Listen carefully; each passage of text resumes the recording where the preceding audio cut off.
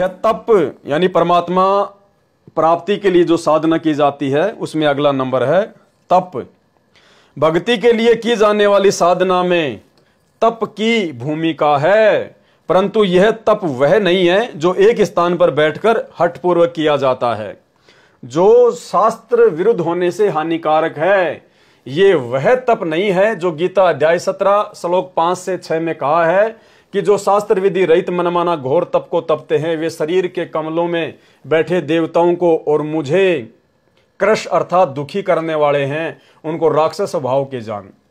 यह तप वह तप है, यानी भक्ति मार्ग में भी हमारे को तप करना है। सतगुरु रामपाल जी से उपदेश लेने के बाद भगत को तप करना होता है, लेकिन कैसे? यह तप वह तप है जो गीता अध्याय 17 श्लोक 14, 15, 16 में कहा गया है। उस तप को करने का विधान है, यानी हम भक्तों के लिए आदेश है। जैसे गीता अध्याय 17 श्लोक 14 में कहा है कि देवदिज देवताओं जैसे अच्छे स्वभाव से विद्वानों और तत्वज्ञानी गुरु जी के सत्कार संबंधी जो पवित्रता अर्थात आत्मा शुद्ध, निष्कपट रखना, नम्रता, शुद्धाचरण और अहिंसा, यह शरीर से किए जाने वाला तप है। यानी सतगुरु से उपदेश लेने के बाद भगत ने मर्यादाओं का पालन करने के लिए जो संघर्ष करना पड़ता है, जो आधीनी निभानी पड़ती है, अपनी आत्मा को शुद्ध करना पड़ता है, निष्कपट रखना पड़ता है, अपने व्यवहार को नम्र रखना पड़ता है, उसके मार्ग में जो भी बाधाएं आती हैं उनके साथ में संघर्ष करना मतलब तप करने में आता है। जैसे यह शरीर से किए जाने वाला तप है। गीता अध्याय 17 श्लोक 14 भावार्थ है कि सत्संग में आने वाले भक्तों की सेवा करना शरीर संबंधी तप है। यानी सत्संग में आने वाले भक्तों की सेवा करना, भोजन भंडारा बनाना, झाड़ू वगैरह निकालना, ये सब हमारे शरीर से किए जाने वाला तप है। गीता अध्याय 17 श्लोक 14 उद्वेग न करने वाला अर्थात जोश पैदा न करने वाला, सरल, प्रिय, हितकारक, यथार्थ सत्संग वचन और जो प्रतिदिन किए जाने वाला स्वाध्याय का अभ्यास, ये वाणी संबंधी तप है। गीता अध्याय 17 श्लोक 15 भावार्थ सरलता पूर्वक यथार्थ ज्ञान कहना जो सर्व के हित के लिए तथा प्रिय भी है। इसके कहने में यदि कोई उत्पीड़न भी करता है वह भी भगत का तप है। यानी हम भगत भाई बहन परमेश्वर के ज्ञान को जन जन तक पहुंचाते हैं, या जो भगत भाई बहन पुस्तकें बांटते हैं, परमात्मा का ज्ञान प्रचार करते हैं, और उसमें यदि कोई बाधा उत्पन्न करता है, कोई गाली निकालता है, कोई मारपीट करता है और भगत यदि चुप रहता है तो वो भगत का जो है वाणी संबंधी तप बन रहा है। हम साथ संगति के वीडियो बनाते हैं, वीडियो के कमेंट्स में कितने लोग अभद्र टिप्पणियां करते हैं, कितने लोग हमारे ऊपर मुकदमे करने की धमकियां देते हैं, वो काल प्रेरणा से डराते हैं, धमकाते हैं कि ये परोपकार का कार्य रुक जाए। लेकिन ऐसे में ना रुकना और आगे निरंतर प्यार और प्रेम के साथ में अपने गुरुदेव भगवान पर विश्वास करके आगे बढ़ते रहना, प्यार प्रेम से संघर्ष करना, ये हमारे वाणी संबंधित जो है वो तप में आता है। उद्वेग न करने वाला अर्थात जोश पैदा न करने वाला, सरल, प्रिय, हितकारक, यथार्थ सत्संग वचन जो प्रतिदिन किया जाने वाला स्वाध्याय का अभ्यास, यानी तीनों समय की आरतियां, ये वाणी संबंधित तप कहा जाता है। यानी बहुत सारे भगत भाई बहन जब तीनों समय की आरतियां करते हैं तो उनके परिवार वाले जो उपदेशी हैं, काल प्रेरित हैं, उनको आरतियां नहीं करने देते, उनकी पुस्तकें छीन लेते हैं, उनके मोबाइल छीन लेते हैं। तो परमेश्वर ने कहा कि ऐसे समय में हमारे को किसी के साथ में कोई लड़ाई झगड़ा नहीं करना है, केवल ज्ञान को आधार बनाकर उनको काल प्रेरित जानकर चुप हो जाना है और किसी भी तरीके से अपनी आरतियां करनी है, सत्संग सुनना है।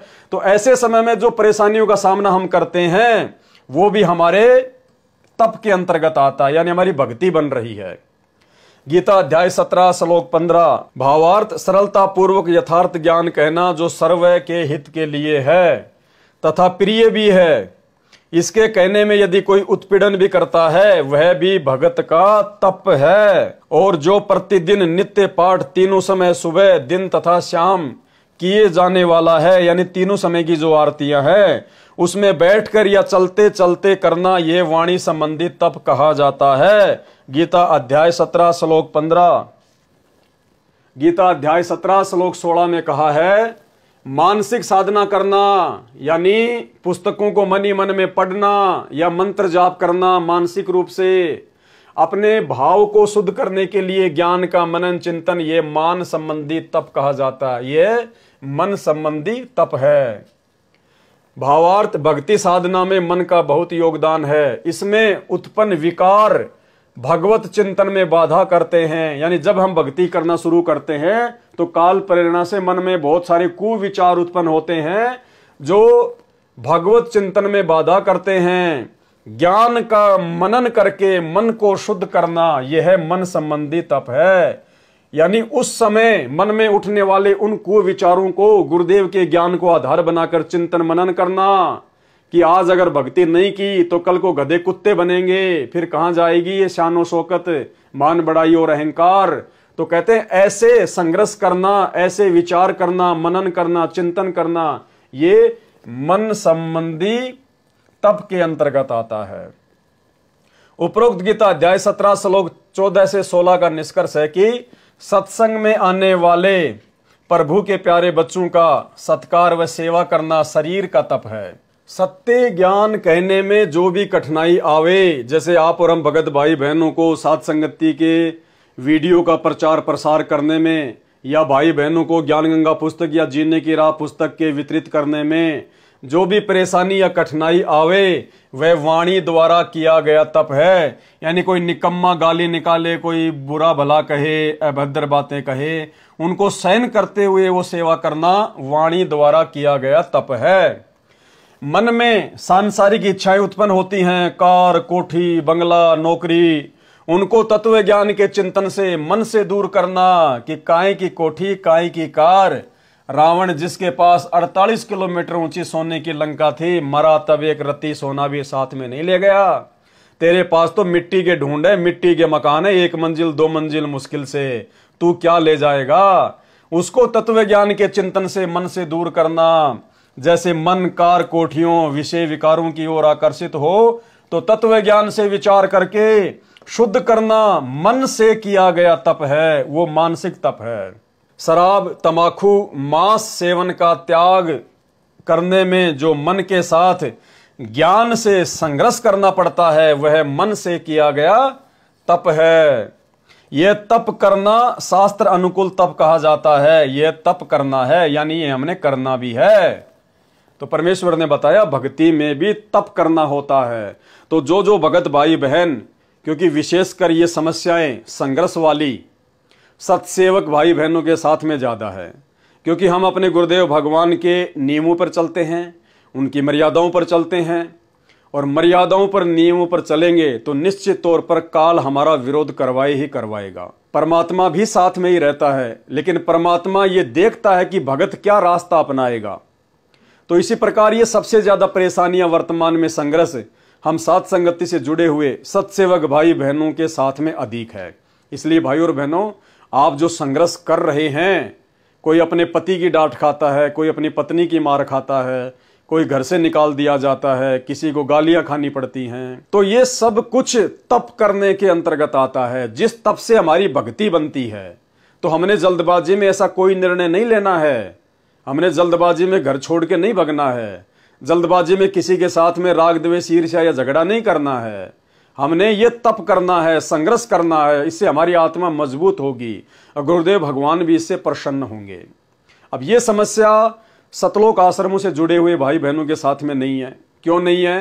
क्योंकि वो मर्यादा में नहीं है। वो जगत में जाते हैं तो जगत वाले जैसे हो जाते हैं, रिश्तेदारी में जाते हैं तो रिश्तेदारों के अनुसार सारे काम करते हैं, आश्रमों में जाते हैं तो वो भगत बन जाते हैं। तो उनके लिए कोई बाधा नहीं है, कोई समस्या नहीं है, क्योंकि वो मर्यादाओं में नहीं है। वो जगत वालों के लिए, जगत से भाईचारा निभाने के लिए, रिश्तेदारियां निभाने के लिए अपनी मर्यादाएं तोड़ देते हैं, जिस कारण से काल उनका विरोध नहीं करवाता। क्यों? क्योंकि उनकी मर्यादा खंडित है, वो काल के षड्यंत्र में हैं। तो ये समस्या केवल उन्हीं के सामने आएगी जो पूर्णतया मर्यादा में रहकर भक्ति करता है। भाई जो गुरु बचन पे डट के कट गे फंद 84 के, कट गए फंद 84 के, कट गए फंद 84 के।